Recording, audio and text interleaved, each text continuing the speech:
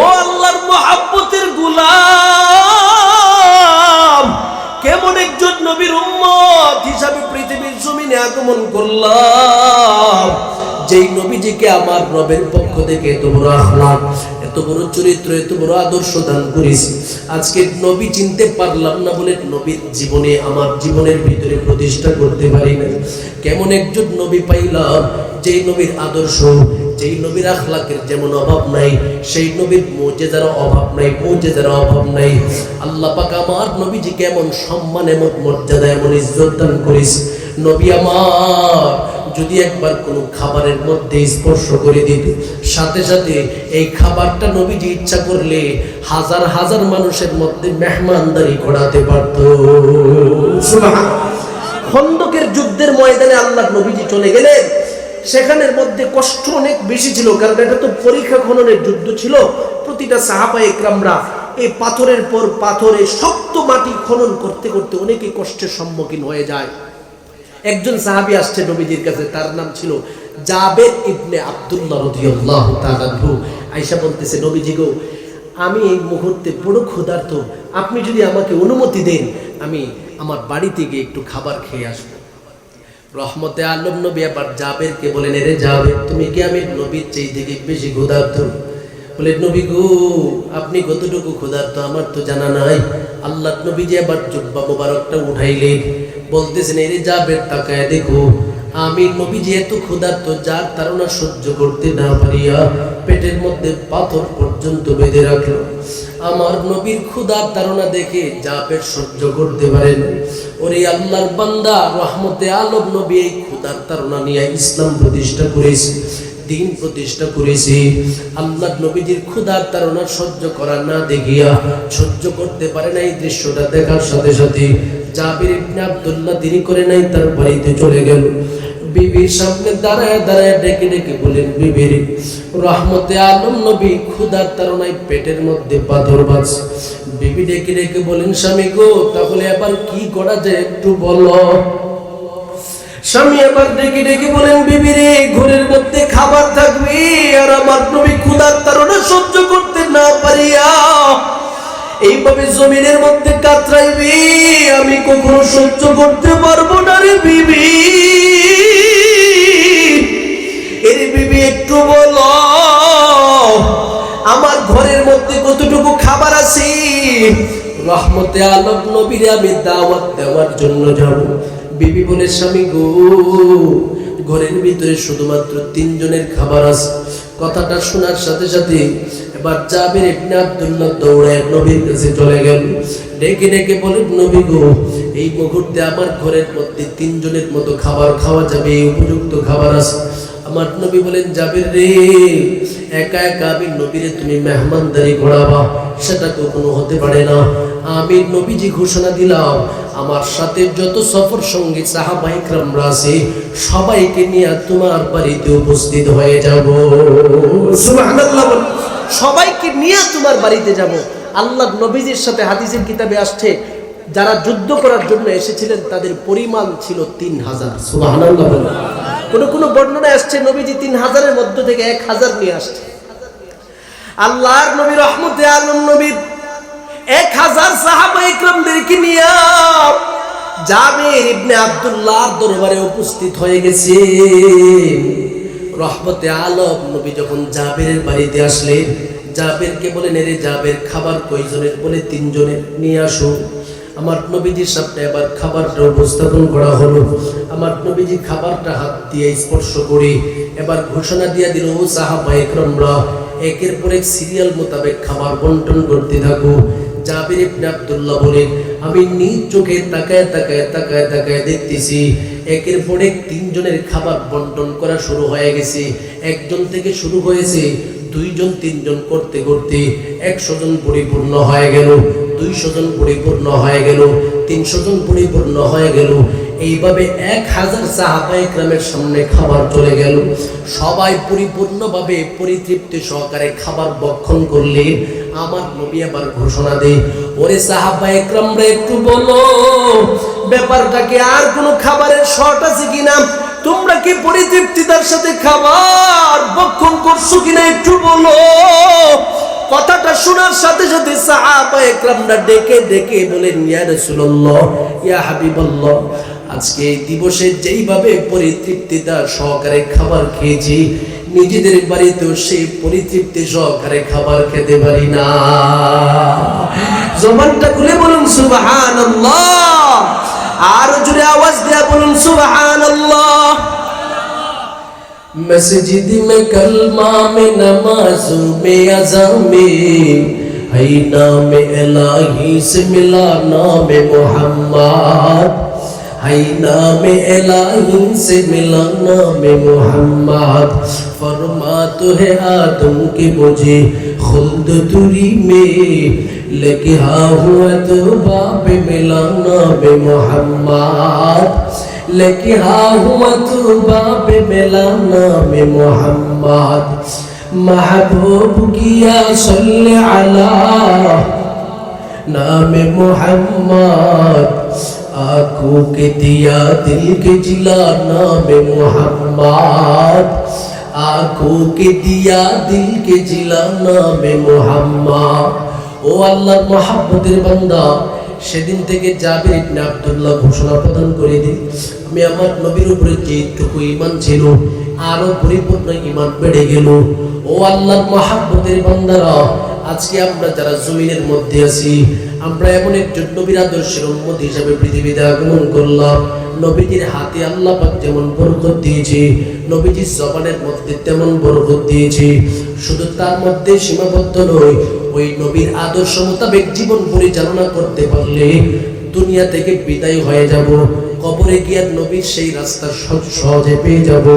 আল্লাহ নবীজিকে চিনতে আমাদের জন্য সহজ হবে। এমনকি শেষ পর্যন্ত যখন আমরা হাসরের ময়দানের সম্মুখীন হয়ে যাব, আমার নবী ঘোষণা প্রদান করে দে, হাসরের ময়দানে কঠিন মুহূর্তের মধ্যে আদর্শের উম্মতগুলোদেরকে নিয়ে আমি নবী জান্নাতে যাব। সুবহানাল্লাহ। আমি নবীজি নিজে ওয়াদা দিতেছি যে তোমরা আমি নবীর সুন্নতটাকে একবার ঢুকায় দেখো, আমি হাসরেও নবী তোমাদেরকে ভুলবো না। সুবহানাল্লাহ। কারণ আল্লাহর পক্ষ থেকে পৃথিবীতে যত নবী প্রেরণ করেছেন, আলোচনার টাইমও প্রায় শেষ পর্যায়ে হয়ে গেছে, প্রায় 11:30 বাজে গেছে। আপনাদের ঘুমটুম চলে আসছে কিনা? থাকবেন না ভাগবেন? কারা কারা ভাগবেন একটু হাত উঠাবেন। আমি বলছি ভাগবেন, যিনি হাত উঠাইছে তিনি থাকবে বেশি, ঠিক না? থাকার নিয়ত বেশি করছে, এই জন্য হাতটা উঠাইছে। কথা কোন ঠিক কিনা? আল্লাহ পাক আমাদের সবাইকে বাপ মার জন্য দোয়া করে ময়দান থেকে যাওয়ার তৌফিক দান করেন, সকলে বলুন আমিন। সবসময় তো আর সুযোগ হয় না ওয়াজ মাহফিলে আসার। আজকে যেহেতু আসছেন, বাপ মার জন্য দোয়া করে কান্নাকাটি করে ময়দান থেকে যাবেন। রাজি আছেন তো ইনশাআল্লাহ? এবার আমরা সামনের দিকে একটু যাই, তারপরে আলোচনাটা গুছিয়ে আপনাদের সামনে আমরা মুনাজাতের মাধ্যমে বিদায় দেওয়ার চেষ্টা করবো ইনশাআল্লাহ। ধৈর্য আছে সবার? আইতাছেন? তাই আপনি এখানে বসে, চেয়ার খালি রাখা যাবে না, এখানে বসে। তাহলে এবার আমরা চলি আমাদের নবী রহমতে আলম নবী, তার অনুসরণ করলে, তার জীবনের মতো করে আমাদের জীবনটা যদি সাজাতে পারি, তাহলে হাসরে আমাদের ব্যাপারে কেমন একটা ফাইসালা হবে। আল্লাহ পাক এমন একটা সময় আসবে, সেই সময় বান্দাদের সামনে কঠোর ভাষায় একটা হুমকি দিবে। হুমকিটা এইভাবে আল্লাহ পাক প্রদান করবে, লিমানিল মুলকুল ইয়াউম লিল্লাহিল ওয়াহিদিল কাহ্হার। আমার রবের পক্ষ থেকে ঘোষণা প্রদান করে দিবে, ও আমার সমস্ত হাসরবাসীদের দলেরা, এই মুহূর্তে আমি রবের নিকটে জবাব দাও, জবাব দাও। আজকের এই রাজত্বের মালিকানা কার নিকটে একটু জবাব দাও। কথাটা শোনার সাথে সাথে হাসরবাসীরা পুরো কম্পিত হয়ে যাবে। আমার মালিক যেমন বড়, তার আওয়াজটাও হবে তেমন বড়। সুবহানাল্লাহ বলে। স্বাভাবিকভাবে মাইকের আওয়াজটা যদি একটু বেশি দেওয়া হয়, মানুষ টিকতে পারে না। কথা কোন ঠিক নেই? এটা তো শুধুমাত্র মানুষের আবিষ্কার। আর যেই রব আকাশ জমিন এই গুঠা শূন্যের পর শূন্য এত কিছু সৃষ্টি করছেন, সেই রবের বরত্ব অনুযায়ী যদি একটা হুমকি দেয়, হুমকিটা কি পরিমাণে হবে এটা নিজেরাই চিন্তা করে দেখেন। কথা কোন ঠিক নেই? আমার রবের পক্ষ থেকে এমন একটা কঠোর ভাষায় হুমকি প্রদান করবে রে গোলাম, আমার রবের সেই হুমকিটা শোনার সাথে সাথে মানুষগুলো কম্পিত হয়ে যাবে। এখানে আল্লাহ পাক হুমকির মধ্যে আর একটা বিষয় অ্যাড করে নেবে, সেটা হলো ওয়ামতাজুল ইয়াউমা আইয়ুহাল মুজরিমুন, ও সমস্ত মুজরিমিনদের দলেরা, ও সমস্ত গুনাহগারদের দলেরা, এই মুহূর্তে আমি মালিকের দরবার থেকে যত নেককার বান্দা আছে তাদের কাছ থেকে তোমরা আলাদা হয়ে যাও। সেখানের মধ্যে নেককারেরাও থাকবে। নেককারেরা চিন্তা করবে আমরাও তো মুজরিমিনদের অন্তর্ভুক্ত হতে পারি। জানি না কোন গুনার কারণে রবের কাছে মুজরিমিন হয়ে যায়। কেউ তো সেখানের মধ্যে নেককার হিসেবে চিহ্নিত হয় নাই। এবার নেককারেরাও মনে মনে ধারণা শুরু করে দিবে, আমরা আমাদেরকে মনে হয় আল্লাহ পাক মুজরিমিন বলছি। শুধুমাত্র নেককারেরা না, নবীরা পর্যন্ত তারা কান্নাকাটি শুরু করে দিবে, আল্লাহ নে আমাকে আবার মুজরিমিন বলে ডাক মারলো। সবাই পাগলের মতো হতে হতে কান্না করতে করতে সিদ্ধান্ত নেবে, দেখি আমার মালিককে কিভাবে দয়ার দিকে আনা যায়। আমার আল্লাহকে দয়ার দিকে আনার জন্য সমস্ত মানুষ ঐক্যবদ্ধভাবে পয়গম্বর আদম নবীর নিকটে চলে যাবে। ডেকে ডেকে বলবে, বাবা আদম, এই মুহূর্তে আপনি যদি আমাদের জন্য একটু ফাইসালা না করেন, যাওয়ার মতো কোনো পথ নাই, যাওয়ার মতো কোনো রাস্তা নাই। হাদিসের কিতাবের মধ্যে আসছে, আদম নবী ঘোষণা দিয়ে দিবে, লাস্তুহা হুনাকুম, এই দিবসে আমার কোনো যোগ্যতা নাই। নূহ নবীর কাছে যাবে, তিনিও বলবে লাস্তুহা হুনাকুম, কান্নাকাটি করবে আর বলবে আমার কোনো যোগ্যতা নাই। ইব্রাহিম নবীর নিকটে গিয়া পাগলের মতো কাঁদতে শুরু করে দিবে, তিনিও বলবে লাস্তুহা হুনাকুম, আমারও কোনো যোগ্যতা নাই রে গোলাম। সমস্ত উম্মতেরা আবার পাগলের মতো মুসা নবীর নিকটে চলে যাবে রে গোলাম। ডেকে ডেকে বলবো, ও পয়গম্বর কালিমুল্লাহ, আপনি তো দুনিয়ার জমিনে আমার রবের সাথে কথা বলছি, একটু দেখেন না রবের সামনে যাইয়া আমাদের রবকে একটু দয়ার দিকে আনা যায় কিনা, দেখেন না রব তো বড় আমাদের উপরে রাগান্বিত হয়ে গেল। মুসা নবী পাগলের মতো বলবে লাস্তুহা হুনাকুম, এভাবে করতে করতে ঈসা নবী পর্যন্ত চলে যাবে। ঈসা নবী শেষ দিকে বলবে, উম্মতের দল, এই দিবসে আমাকেও কোনো যোগ্যতা দেওয়া হয় নাই, তবে আমি এমন একজন মানুষের নাম তোমাদের নিকটে বলবো, যদি তোমরা তার নিকটে যেতে পারো। আজকে তিনি একজন ব্যক্তি আছে, যেই নবীকে আল্লাহ পাক এই দিবসের মধ্যে তার প্রতিটা কথা শুনে নিবে। সুবহানাল্লাহ। ঈসা নবীর কথা শুনে সবাই পাগলের মতো এবার মুহাম্মদ রাসূলুল্লাহর দিকে রওনা হয়ে যাবে। আল্লাহর নবীজি পাগলের মতো আমার রবের দিকে রওনা হয়ে যাবে। চোখের পানি ছেড়ে দিয়া কান্নার পর কান্না করতে থাকবে। ডেকে ডেকে বলবে, ওগো দয়ার আল্লাহ, আমার উম্মতের অবস্থা বড় খারাপ রে মালিক। আল্লাহর নবীজির কান্নার ধরনটা এমন হবে, নবীর দাড়ি মোবারক থেকে পানি ভিজে ভিজে জমিনের মধ্যে পড়তে থাকবে। আমার আল্লাহ এবার ডেকে ডেকে বলবে, নবী গো, জমিনে অনেক কান্না করেছেন আর আপনাকে কাঁদতে দেব না। জমিনে ইন্তেকালের সময় আমার নবীজি আমাদেরকে বলতে পারে নাই রে গোলাম। ও ধামরা এলাকার আল্লাহর নবীর আশিকের দল, অন্তরটাকে নরম করে দিন, আমার নবীর মহব্বতে একটা ফোঁটা চোখের পানি ছেড়ে দেওয়ার চেষ্টা করেন রে গোলাম।